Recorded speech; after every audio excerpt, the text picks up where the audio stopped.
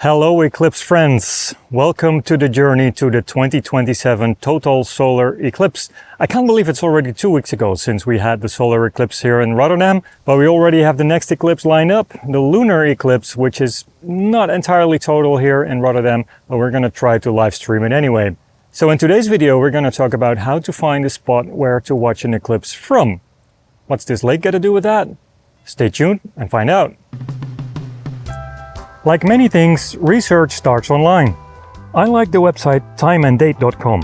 It has a whole section on eclipses where you can type in your location and find a ton of facts, maps and even animations of how the eclipse will look. For now, I'm interested in the time. At what time does the eclipse start and when will it be at its maximum? In this case, the start is at 3:23 in the morning and the eclipse maxes out almost 3 hours later at 6:12. Which brings us to the next website, mooncalc.org. Here you can find on a map where the moon is at any given moment. So we fill in our location, the date and the time of the maximum eclipse, which gives us this visual. We want a view towards the maximum eclipse and maybe 1 or 2 hours before that. So we will be looking in a west-southwestern direction. Now let's note the altitude of the moon. In our case, that will be 5.3 degrees at its maximum, which is pretty low above the horizon. With all the tall buildings in Rotterdam, a clear view towards the horizon is going to be a challenge. And this is where the lake comes in.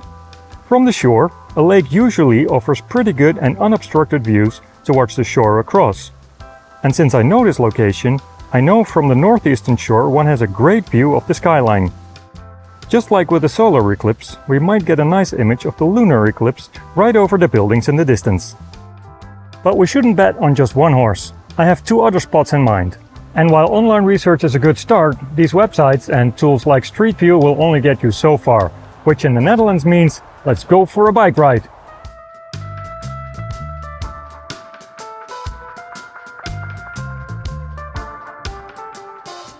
Alright, I'm on the Willemsbrug. And it looks like this could actually work. It's a great location with a great view over the water and the skyline of Rotterdam.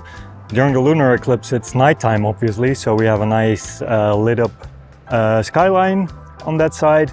I have a view of the bridge which is also lit up. So this could definitely work. Also with a long lens I think we could make some dramatic shots of the moon passing roughly over the bridge and then behind the tall buildings on the other side of the water.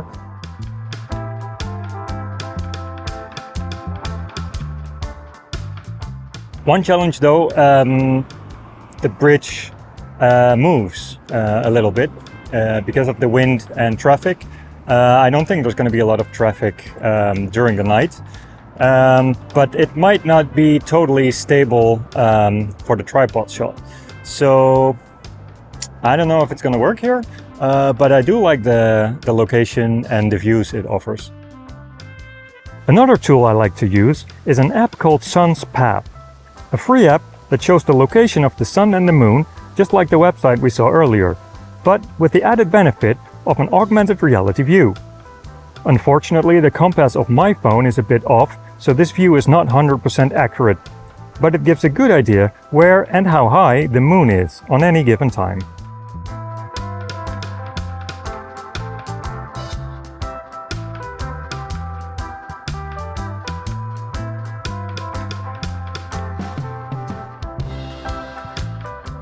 And this is the third spot, which you may actually recognize as the location where we did the live stream of the partial solar eclipse. And this is one of my favorite locations in Rotterdam. It has water on 3 sides. It has amazing views of the skyline, at least towards the city center, which actually, unfortunately, is the challenge because the lunar eclipse is not going to be on that side. It's going to be on the other side where we don't have an interesting view. So it goes to show that what looks good online may be less impressive in reality. Better to know that in advance, I'd say. Which brings me to the last piece of research, the weather. The one thing you can't control, but is very important to keep track of. While the weather today is good, unfortunately the forecast for the night of the eclipse shows a lot of clouds and heavy rains. So, fingers crossed we can actually make the live stream happen. And that's it for this video. Please hit like if you liked it and subscribe to the channel for more videos on everything eclipse. On our way to the total solar eclipse 2027. Cheers!